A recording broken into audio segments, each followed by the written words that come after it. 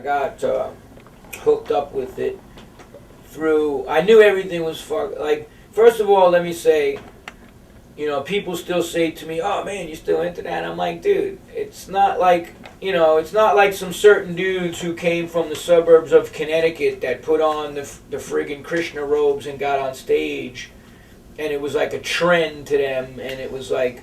They led everybody to one of the gurus who allowed children to be molested, and so much crap has gone down in this movement. And like Edmund Burke said, all it takes for evil to prevail is for good men and women to do nothing. So if you don't do nothing and point people out of what the fuck they did, and in my eyes, if you touch a fucking kid, man, that's the ultimate fucking wrath. Prabhupada said they should be hung. Anyone who touches a child should be hung.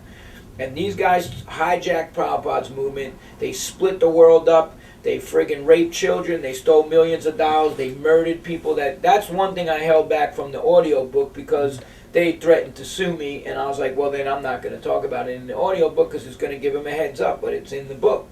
Mm-hmm. And the things that they've done is disgusting. They ruined. Hare Krishna was the fastest growing religion in America at one point. In the 60s, the Beatles were into it, everybody. They destroyed everything, mm-hmm. and not by these guys, by Prabhupada's ultimate devotion. Mm-hmm. So they destroyed all of that for their own gain and worship, and it's disgusting. So I'm involved with a bunch of Prabhupada disciples who want to rid the movement of these parasites that have leached onto the movement and bleeding it for everything and allowed all this stuff to go down. Prabhupada never appointed them as gurus. They just took over. They hijacked the movement. So that's what the IRM is exposing these people. And, we've been labeled as fault finders, and, we commit, aparad or offenses. But Prabhupada said, call a thief a thief. It's not an offense. You're supposed to let people know, hey, that's a thief. Don't put your valuables down. That's not an offense. If they don't act like a devotee, and that's why everybody gets away with it in all these religions too. The Christians, oh, he's the priest. Don't say nothing bad about him. You know what I say? Fuck them. They're not priests. They're fucking con artists. Yes. And they should be exposed and outed so that parents know, don't leave your kid around this fucking guy because he's going to touch your kid. Yeah, and they get away with a lot of shit. And now they used to beat up the devotees. They used to do all this stuff. And now that I have gang members protecting our people when they go out to distribute the magazine back to Prabhupada, mm-hmm. and these guys roll up like FSU and the lads, and dudes roll up with guns, and my friends in government, kind of special forces, dudes protecting them. Now they've labeled us as thugs. Mm-hmm. So I'm like, we're not thugs. We just protect people who want to speak the truth. You touch one of our devotees, you're going to get yours. And that's what it's all about. But all these Krishna kids that came to the movement, they were totally duped. And now, Ray called me up, Capo, oh yeah, man, I want to do this New York hardcore documentary. Got to get you in it. You know what I told him? I said, you tell people that your so-called guru, what he did, and you expose him, and you tell all these kids that you brought to Hare Krishna, that dude is bogus, and I'll do your interview. He said, well, I can't do that. I said, well, this conversation's over, kid. Hung up the phone.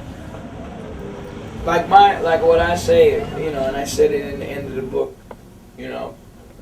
if anybody's helped by what's written in the pages, then the book did its job.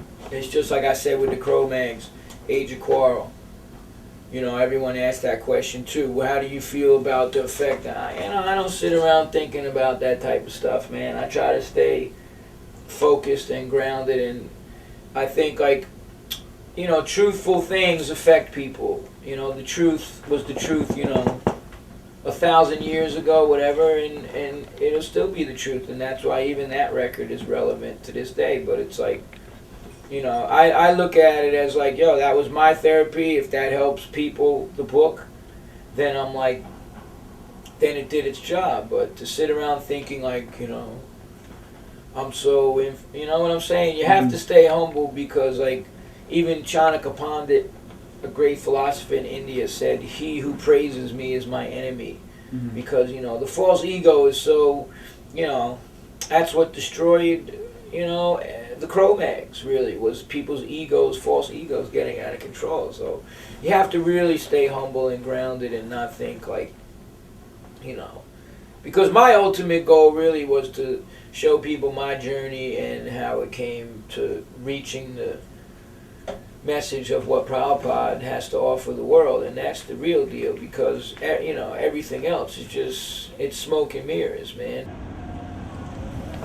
Oh man, I like so much stuff, but you know, it's hard to just nail it down, man. I'm really into the greens, and you know, I mean, I just turned 45, so I'm training for triathlons now. I just did a marathon, and I really try to do foods that, you know, I'm not bragging, but I beat all the dudes in a running group that I did the marathon with, and I was the oldest one. Is that the picture that was on your MySpace? They were like, "Damn, old man, you made us look bad."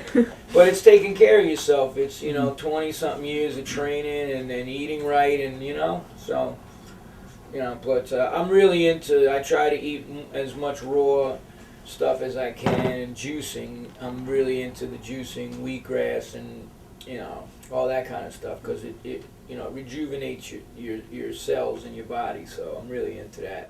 Let me live, let me try, let me fight, let me die.